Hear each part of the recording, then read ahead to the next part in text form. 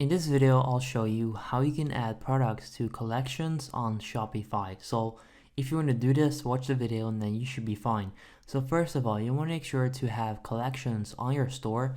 So right now I'm on collections and you can see that I actually have collections. If you don't have any yet, go to products, click on collections and then click on create collection right here. Now let's assume that you already have a collection. You then want to go to all products right there and then click on the product that you would like to add to your collection. If you don't have products, click on add product right there. I'll just go with this one. And then all you need to do to add it to your collection is scroll down. And then right there you'll find collections and you can search for collections. Right there your collections will then show up. So I'm going to add this to cycling glasses. Click save. And that's it. That's all you need to do to add a product to your collections on Shopify. So if this video helps you out, make sure you go ahead and leave a like.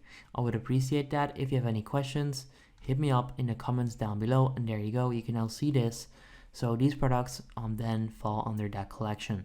So that's how you can do this. Leave a like and then I'll see you in the next one. Have a good day.